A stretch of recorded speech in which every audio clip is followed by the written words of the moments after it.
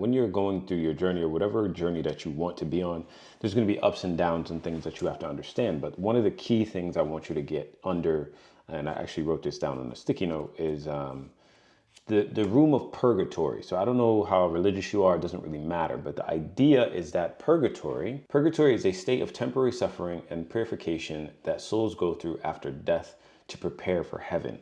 So I want you to think about your life and where you want to go, right? And take that as the heaven piece. Take the hardest part of your life, the hardest thing that you've ever gone through, and put that at the bottom. Call that your death, the rock bottom.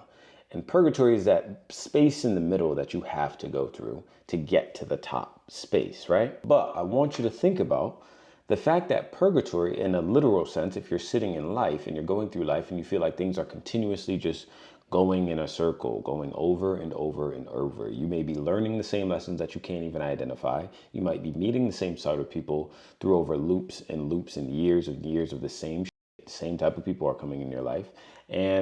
Or your life just feels like you're in motion, but you're not going anywhere. Think about that as being the purgatory room. You have to understand how to get out of that and either get to heaven or either get to rock bottom, right? Your death or in that heavenly spot. And why is this important? So purgatory is going to keep you, or at least where I'm describing, is if you're in life and you feel like you're going through constant bullshit, that means you have to either get to your lowest point so that it gives you enough pain to move, or get so excelled high past your comfort zone that you never want to see anything lower than your greatest point. Because if you sit in the middle where you can actually still function but not get anywhere, you're just going to continue to function like a gear in a system. And that's realistically what's happening to many of us. And I've been there. And there are times where you elevate in life and you get right back in that space, right? And to keep it transparent, that's probably where I feel right now. That's honestly how I feel right now. But at the same time, you have to understand that there are opportunities and windows where you can learn, right? So when I was going through coke, and I put this story out, I think yesterday, this video out yesterday. When I was in coke, I was in that room of purgatory because life was sweet.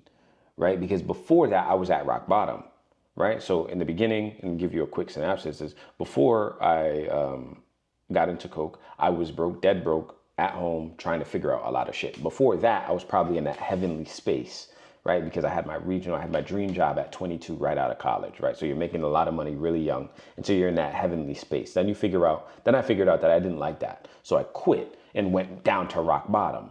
Right? So I jumped out of heaven and went to the rock bottom. I'm in my fucking room, upset, angry, don't know what to do, but I'm like a missile that knows he has power and has all the aptitude to really get something done, but has no direction, no focus, right? So I'm in this room trying to figure out like, yo, what the fuck do I need to do? What's the money move? X, Y, Z. Can't figure it out, right? So then I get so low in the rock bottom stage with no money, no real plan, no understanding of what I'm gonna do, that I go apply to coke. So I force myself into moving because I was in that low spot. So I get the job at coke.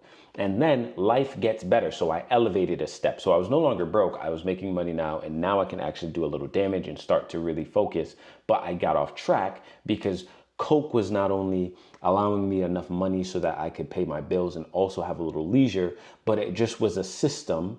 The 9 to 5 is just a little rat race that you understand you're not going to go up in coke. Like I wasn't looking to go up the ranks, right? I didn't want to fucking become some big shot in coke, but it was giving me money every day. And all I had to do was put fucking bottles on the shelf. Cool. That's good. And on the weekends I can chill out, or on my days off, I can chill out. Right. And if you're worried about entrepreneurship, you're going to try to figure out those days so that you can do some sort of planning or getting something done. So when you're going through this time, you're really just being functional. Coke was a functional job. Like I had enough money to pay my bills and I had a little fucking leftover so that I can fill my fridge and go out on the days I got off.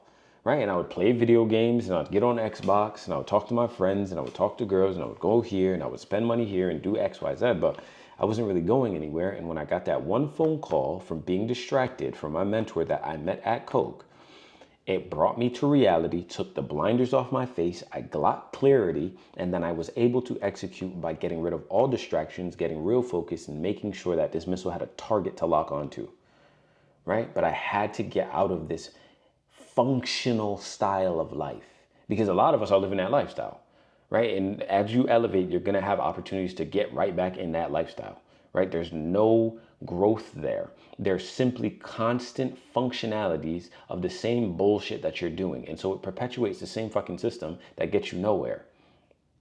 So you have to learn how to take off the blinders, realize what's distracting you, because each level that you go up in life, when your life starts to give you the fruits, right, and the flowers that you get, you're going to be overwhelmed with all of the abundance that you see. And then when you realize you're in a new caliber, you may get in that same functional loop because you can't now see the new distractions that are keeping you in this space, right? Because you're going to elevate and you're not going to go from 0 to 1,000.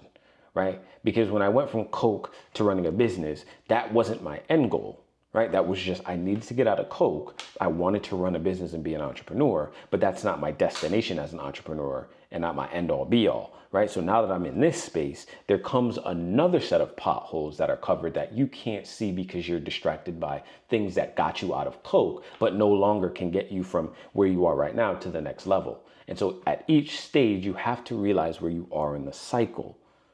Right? Because when you sit and you realize, oh shit, I'm in that room of purgatory where it's like, I need to do the hard things and figure out the lessons that I'm learning right now and not be distracted by all of the fruits of my labors. Because when I was at Coke, right, the fruits of labors is there. Because before Coke, I was dead broke. I was at the bottom. I was in that death space. Didn't know what the fuck to do, right? But then I applied for a job. I then went and conquered the interview, and then I got the job.